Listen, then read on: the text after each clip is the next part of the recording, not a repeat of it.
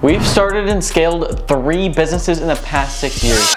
So when it comes to making mistakes, we've made just about literally every single one of them. But lucky for you, we don't want you to make all the mistakes. So in this video, we're gonna share our top 5 biggest mistakes that lost us the most money. So let's jump right into it. Number 1 is not moving quick enough or just not doing enough. And it's funny because I see a lot of this happening with people who are just starting their businesses, especially friends of mine. I'll use my old personal trainer as an example. He had an online fitness coaching business. He wanted to grow this, he wanted to scale it, but he couldn't get past like 2 or 3K a month. I would tell him what he needed to do, but he just wouldn't listen. And I look back at what we did and we ran into the same problem where it was like, oh, people are gonna say no if I reach out to them or I make them an offer or I ask them to buy my stuff. It's all BS, it's all cope. All he needed to do was send a bunch of DMs. And most of the time when you're stuck at these low revenue levels, you know, 10K a month, 20K a month, 30K a month, whatever it is, it's because you're just not doing enough or you're not moving quick enough. And so that looks like not sending enough cold DMs, not knocking enough doors, not making enough cold calls, not doing enough follow-ups. Maybe it's not even a sales problem, maybe it's you're at 30 or 40K a month, but you're servicing all your clients still. Well, then now it's you're just not delegating. And so people stay stuck in these situations because they're just not doing enough.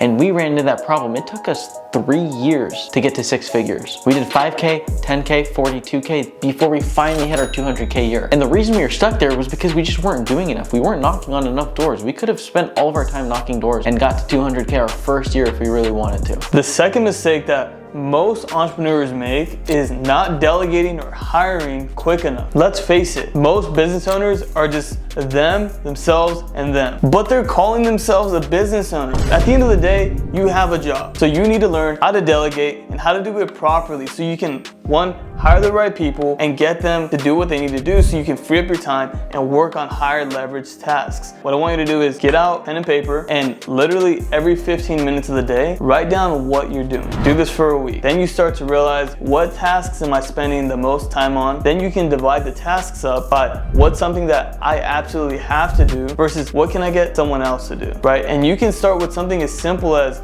an admin, someone that is maybe overseas, you pay $5 to $7 an hour, right? And they could be doing probably half the things you're doing right now. Sending emails, posting things on social media. So that's step 1. Now, as your business grows, you're going to have to hire people that are going to cost more. Maybe it's someone that runs your operation, somebody that's a salesperson. And for this, go to a website like PayScale and understand how much that role is typically making. Then you can start posting job postings and hire your first person. Now you're going to possibly make the next biggest mistake that entrepreneurs make, and that's not monitoring your profit and loss in the business. Because if you hire too many people too fast, all your money is going to be going to your employees and you're going to be making 0 profit. And at that point, you're running a damn nonprofit. Bruh. Now, if you're new to business, the first metric that you're going to want to understand is gross profit margin. Now, this is dependent on your industry, but for example, if you're in house cleaning, your gross profit margin should be 50 to 55%. Now, when trying to figure out your gross profit, all you got to know is how much does it cost to get the job done and the processing fees if you're running something on the credit card. So in the house cleaning example, how much are you paying the cleaners? If you have employees, how much are you paying for the cars? How much are you paying for the gas for them to get to the job supplies that are going to be used on the job? All of that is encompassed in the cost of goods sold. You're going to factor that in. What you have left is your gross profit, and that needs to be at a healthy 50% if you're in house cleaning. On average, after paying your cost of goods sold, you should have about 50 to 70%,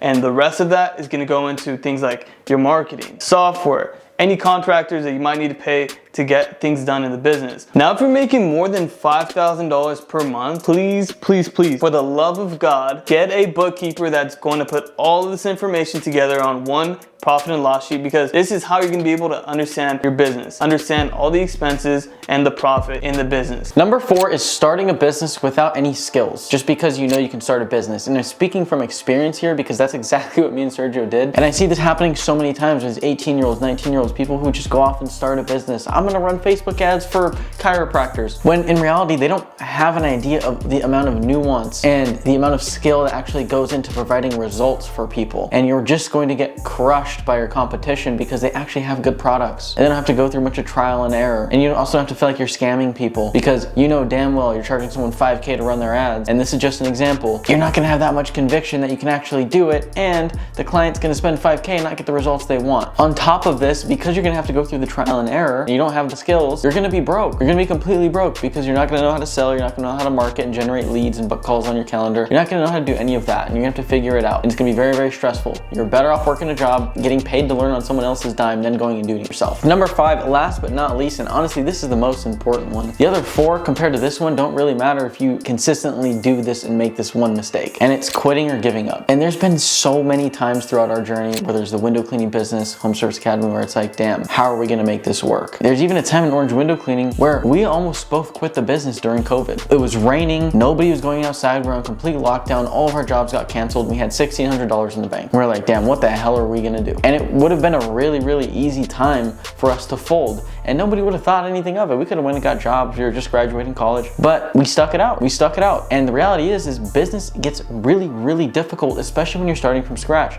And I bet a lot of you watching don't come from rich families, but you have to accept that this is gonna be hard and probably the hardest thing you'll ever do.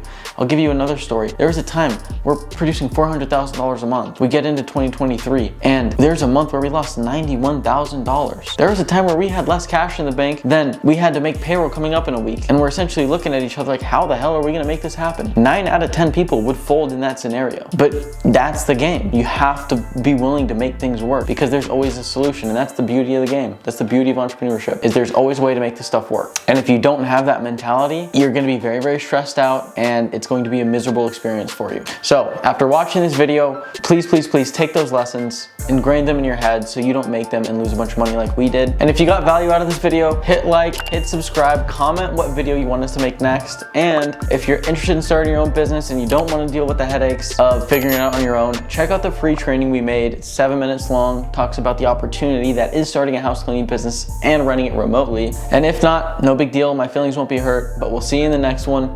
Peace. Oh.